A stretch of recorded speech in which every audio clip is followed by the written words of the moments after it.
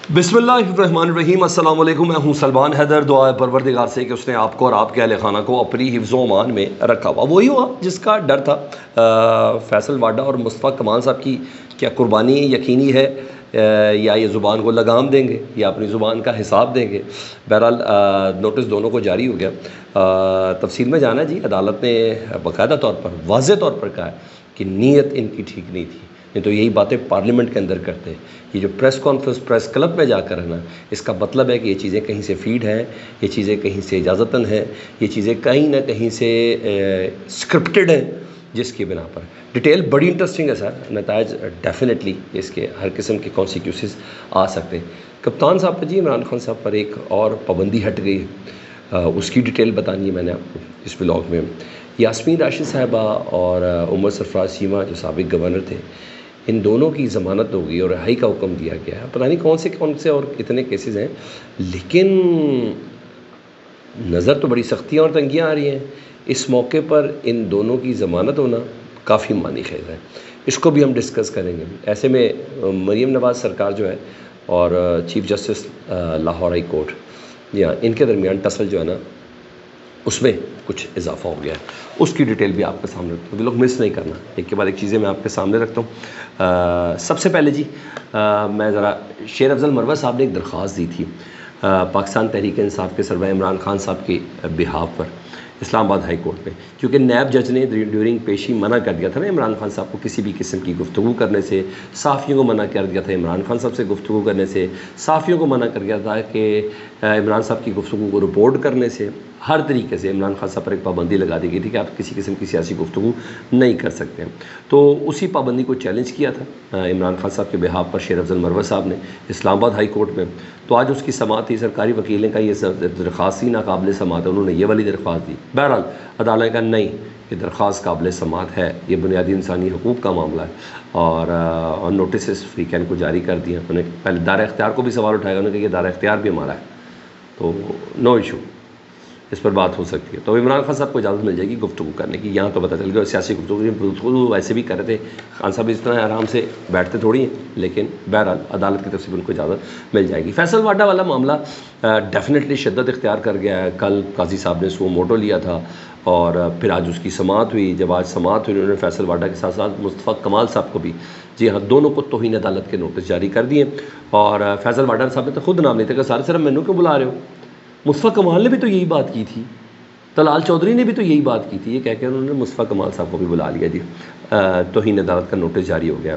तो अदालत ने कहा है बादियो नज़र में, चीफ जस्टिस साहब कह रहे हैं, उन्होंने कहा बादियो नज़र में ये तौहीन अदालत है और 5 जून को दोनों को तौहीन अदालत का नोटिस करके बुलवा भी लिया गया है। इस दौरान चीफ जस्टिस ऑफ पाकिस्तान ने काजी फाइज़ा साहब ने एडिशनल अटॉर्नी जनरल साहब को पूछा क्या आपने प्रेस कॉन्फ्रेंस सुनी थी।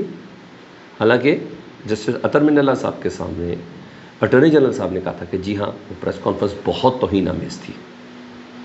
लेकिन काजी फाइज़ा साहब डिप्टी अटॉर्नी जनरल साहब से पूछ रहे हैं क्या आपने वो प्रेस कॉन्फ्रेंस सुनी थी, क्या तौहीन आमेज़ थी।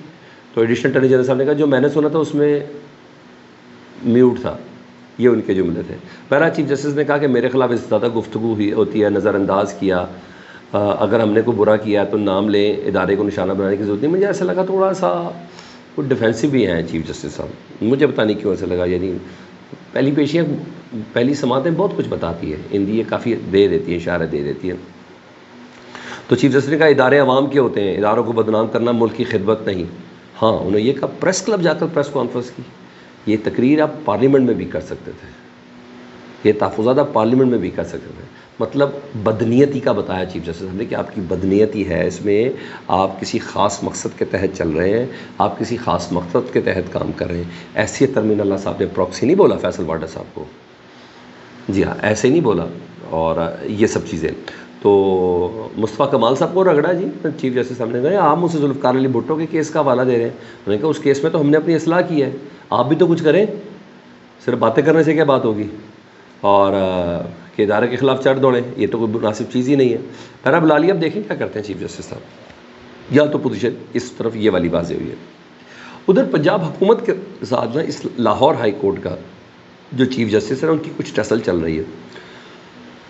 ATC کی جو عدالتیں ہیں نا اس میں ججز کی تقرری نہیں ہوئی، جس کی بنا پر آپ کو یاد ہے وہ لاہور ہائی کورٹ کے بعد وہ جو اچھی خاصی جوتا لات چلی تھی پولیس اور وکلا کے درمیان، اور ظاہر بات ہے یہ کہہ دیا پنجاب حکومت نے ہم تو صرف سینڈوچ بن گئے، خواہشات بہت زیادہ بیچ میں تھی.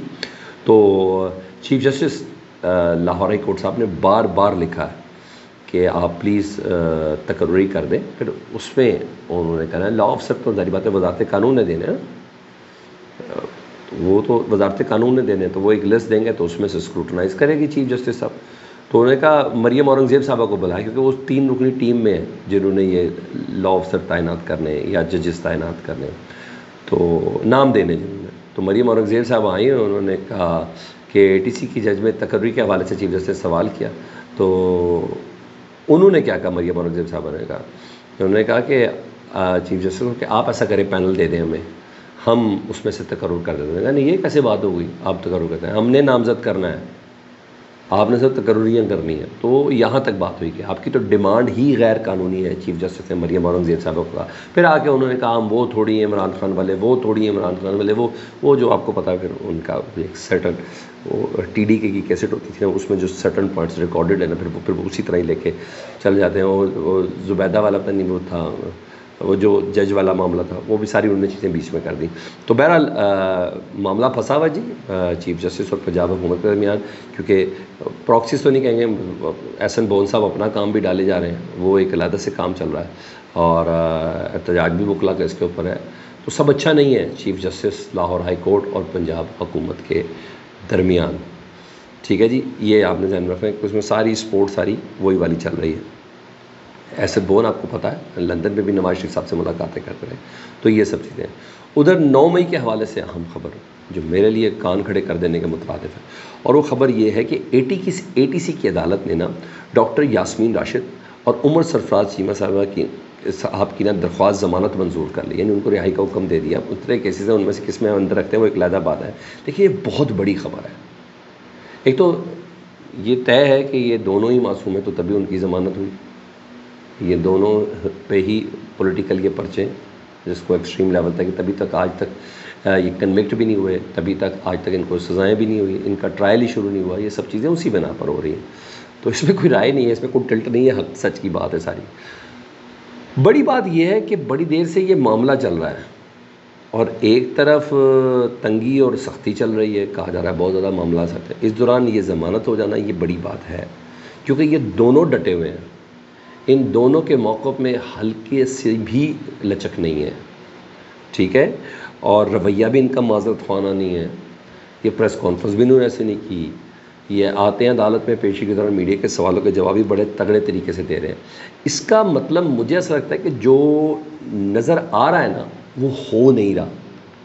تو گزشتہ 2 دن میں آپ کو راولپنڈی کی ATC نظر تاج گول، شبلی فراز اور دیگر کی ضمانتیں کنفرم کی تھیں. تو